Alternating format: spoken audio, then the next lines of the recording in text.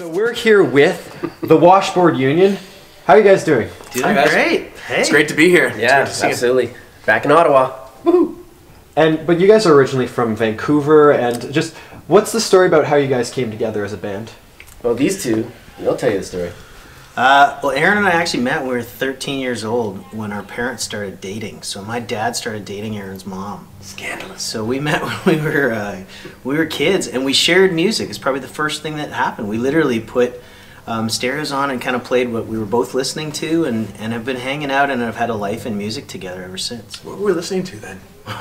Some very bad stuff we don't need to talk about right now. What have been some of your highlights or best moments of the year? We won an award at CCMAs this year, Roots Artist of the Year. That was pretty amazing. We released a great single, Shine, which was fantastic. We started recording our new album that's coming up. We've also done a number of trips to Nashville to do some writing, which is always great to get some new music and new writes and feel really excited about the music you're making that we can now share with our fans. So that's really exciting. We've got a new album coming out. You know, this last year was really instrumental for us as far as connecting with our audience as well. It's one thing to have people know your songs, and for us to go and play these festivals that are well known and there's an established sort of rapport between the two. But for a band to make a connection with the audience is tough to do. But when you can break through that and make that connection to the audience, we feed off that. So instead of it just being hey, we're putting on a show, or the audience is like, hey, we're watching a show, when we make that connection, there's this symbiotic relationship that develops that we need you as much as you might need us for that moment. Yeah. So I think that was a really big thing this summer, that we felt that energy, and it really increased our show and our experience of music ourselves. Yeah, it was pretty amazing when you hear people singing back the songs, and that is a feeling that never gets lost on us, and that's a big moment at any show that we do. I wanted to specifically talk about Shine. How do you feel about the way that people have just responded to that song and how it's just sort of gone up the charts? Shine's a really interesting song right from the beginning. That song we wrote with a friend of ours from Australia in a really small room. And some songs are an absolute wrestling match, and some songs come really easy. That song for us was one of the easy ones. It happened in the course of about an hour and a half to 2 hours.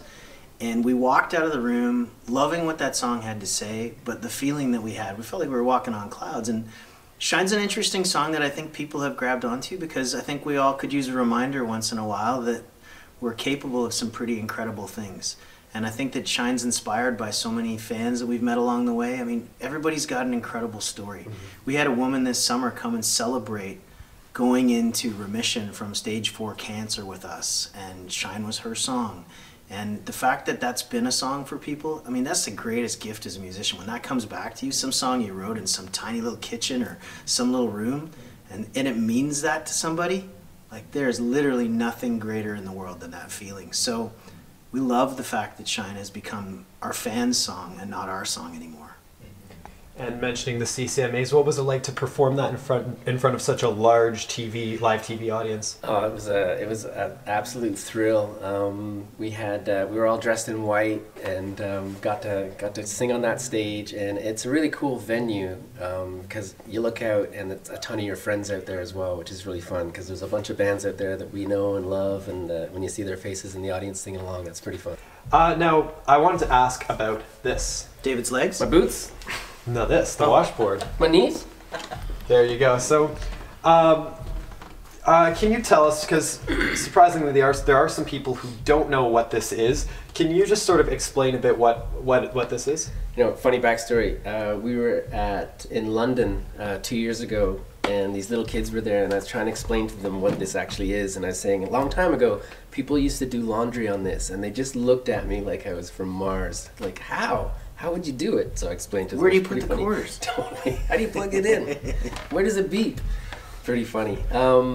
Yeah, so this is, original washboard. Aaron and I go down to the States sometimes and set up little appointments and go meet people and talk about their washboards, and a lot of them are selling them, so we end up buying them. It's just a really fun thing to do. 103 years old, and this used to be the only instrument that a family could play. They didn't have guitars and violins and banjos back then. They just had a scrub board, and they would scrub out rhythms on it and sing and clap their hands. So we just thought it's a really cool throwback. And why did you decide to incorporate the washboard into your name? I do their laundry on a regular basis, so it kind of keeps me in the band. Yeah. Yeah. You're a bit behind. Yeah, sorry. I gotta just take off a minute here. But how do you incorporate it into your music? We just, when we were first rehearsing, you just tap out rhythms on it and play little rhythms, and that's about it. It's pretty, here, you play it. Is it sort of like a guitar, like? There you go. Done.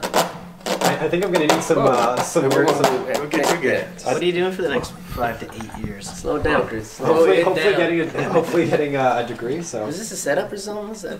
Yeah, I don't know. But was I doing it properly? No.